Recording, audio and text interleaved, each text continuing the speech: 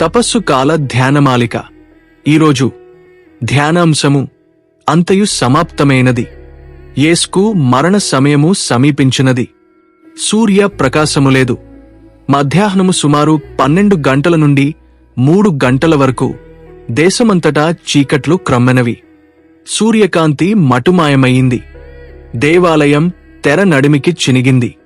అప్పుడు యేసు బిగ్గరగా కేకవేసి, తండ్రి, నా ఆత్మను నీ చేతికి అప్పగిస్తున్నాను.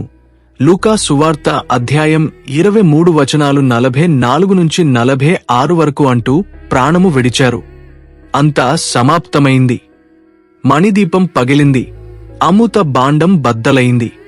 సిగ్గుతో సూర్యుడు ముఖం తప్పించాడు.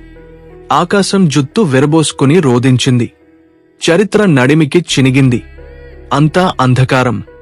యేసు మరణానికి ప్రకృతి పేగు కదిలింది. ఊహాతీతమైన సంఘటనలెన్నో జరిగాయి. ఆఖరి క్షణం వకకు దేవుని పట్ల యేసుకు విశ్వాసం చెక్కుచెదరలేదు.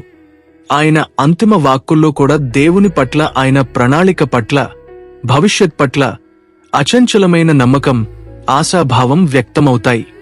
ఏలీ ఏలీ లేమా సబక్తాని, నా దేవా నా దేవా ఎందుకు నాచేయి విడిచిపెట్టావు అన్న యేసుమాటల్లో ఏమాత్రం దైవనిందలేదు. పైగా దైవాధీన సుగుణముంది. అపరమైన అనురాగంతోనూ ప్రగాఢమైన విశ్వాసంతో ఆయన తన యావజ్జీవితాన్ని, అజరామరమైన తన ఆత్మను దైవదత్తం చేశాడు. తండ్రి, నా ఆత్మని చేతికి అప్పగించుచున్నాను అంటూ దేవుని దివ్య హస్తాల్లో చేరిపోయాడు. యేసు శిలువ మీద పలికిన 7 అంతిమ వాక్కులు ఒకసారి మననము చేసుకుందాము. ఈ వాక్కులు 4 సువార్త కారులు వ్రాసిన వాటిలో నుంచి క్రోడీకరించినవి.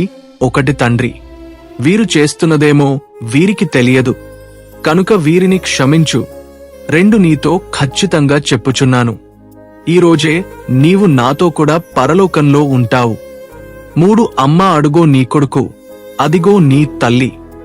4 ఏలీ ఏలీ లేమా సబక్తాని. 5 బాహందాహం. 6 తండ్రి, నా ఆత్మను నీచేతికప్పగిస్తున్నాను. 7 అంతా సమాప్తమైంది.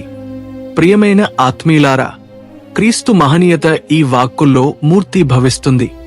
కండ్లుండి చూడలేని అంధులు, చెవులుండి వినలేని బధిరులుంటారు. అలాంటి వారికెన్నటికీ సత్యదర్శనం కాదు. దేవుని శ్వాసగా బయలుదేరిన జీవం కడకు ఆయన అమృత హస్తాల్లోనే విశ్రమించింది. యేసు పడుచున్న మహావేదనల గురించి ధ్యానించుదము.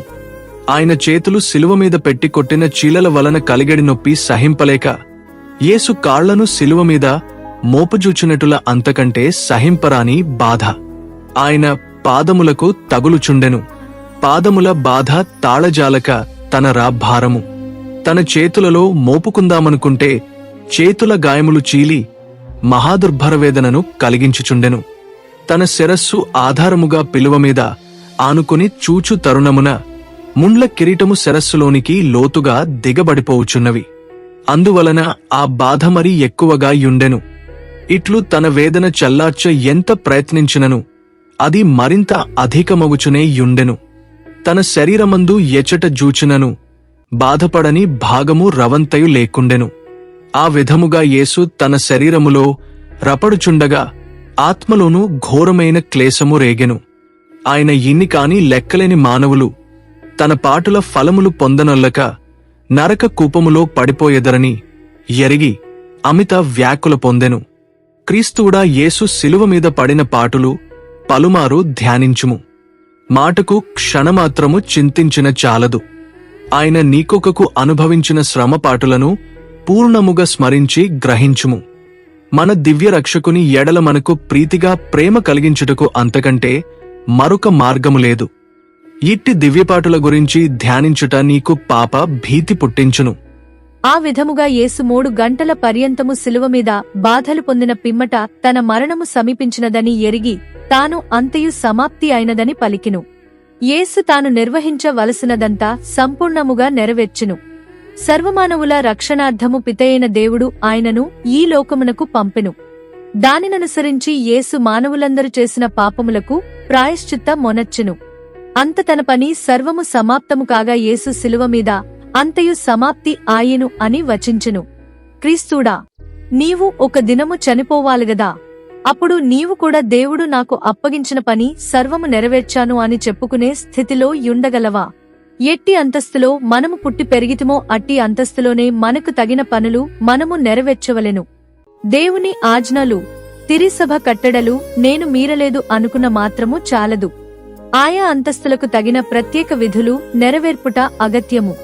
ఉదా గృహస్థులైన వారు తమ బిడ్డలకు సత్యోపదేశము నేర్పను, వారలను క్రమముగా గుడికి పంపబద్ధులేయున్నారు.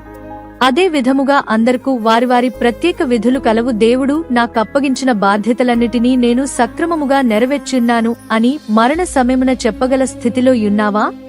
అనేక మంది క్రీస్తువులు తమ అంతస్తులు, బాధ్యతలు నిర్లక్ష్యము చేయుచున్నారు.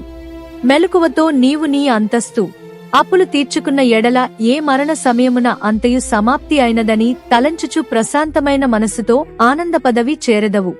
ఓ పితా, నా ఆత్మను మీ చేతులలో అప్పగించుచున్నాని కడపటి వాక్కులు చెప్పియున్నారు కదా. ఈ మాటలు చక్కగా ధ్యానించుము. మరణము దారుణమైనది. వెంటనే మన కన్నబిడ్డలు, బంధుమిత్రులు, ధనధాన్యములు వీడిపోవును, ఆత్మ ఒక్కటే శేషించినది. ఈ శరీరాన్ని మరల మనవారు మట్టిలో పారేస్తారు. ఎందుకు? ఈ శరీరము ఇక పనికిరాదు. కాని ఆత్మదేవుని సన్నిధికి పోయి ఈలోకంలో చేసినదంతా లెక్క చెప్పాలి. పాపపుణ్యములు ఈ రెండు ఆత్మతోనే యుండు. నీ ఆత్మ ఉన్న స్థితిలోనే దేవునిదరి జేరుచున్నది. దేవుడు జ్ఞాన స్నానములోనే ఆత్మకు దేవ ఇష్ట ప్రసాదమిచ్చియున్నారు. అది ఉన్నంతవరకు నీ ఆత్మ నిష్కల్మషము లేకుండా యుండును. అట్లు లేనిచో నీ ఆత్మను దేవుడు అంగీకరింపడు. నీవు నీ ఆత్మను దేవునికి అప్పగించవలసిన సమయము వచ్చునుగాన ఇప్పుడే సత్క్రియలు చేసి మరణ సమయమందు నీ ఆత్మదేవుని సన్నిధికి ఆనందముగా చేరును. మరణము పాపాత్ములకే భయము. నీ జీవితము పుణ్య మార్గములో నడిచిన ఎడల మరణ సమయమున నీకు భయముండదు. ఆ విధముగా పుణ్య మార్గములో నడిచిన ఎడల చివరిగడియలో నీ ఆత్మ సంతోషముతో కిసితా నా ఆత్మను మీ హస్తములలో ఉంచుచున్నాని చెప్పగలవు. ప్రార్థన. పరలోక జపము. పరలోకమందుండెడు మా యొక్క తండ్రి, మీ నామము పూజింపబడునుగాక, మీ రాజ్యము వచ్చునుగాక, మీ చిత్తము పరలోకమందు నెరవేరునట్లు భూలోకమందును నెరవేరునుగాక. నానాటికి కావలసిన మా ఆహారం మాకు నేటికి అనుగ్రహించండి. మా యొద్ద అప్పుబడిన వారిని మేము మన్నించినట్లు మా అప్పులను మీరు మన్నించండి. మమ్ము శోధనయందు ప్రవేశిపంనివ్వక కీడులో నుండి మమ్ము రక్షించండి. ఆమెన్. పవిత్రుడు, సర్వశక్తివంతుడు, నిత్యుడువు అయిన దేవా, మా మీదను సర్వమానవాళి మీదను మీ కరుణను కుమ్మరించండి. పవిత్రుడు, సర్వశక్తివంతుడు, నిత్యుడవు అయిన దేవా, మా మీదను సర్వమానవాళి మీదను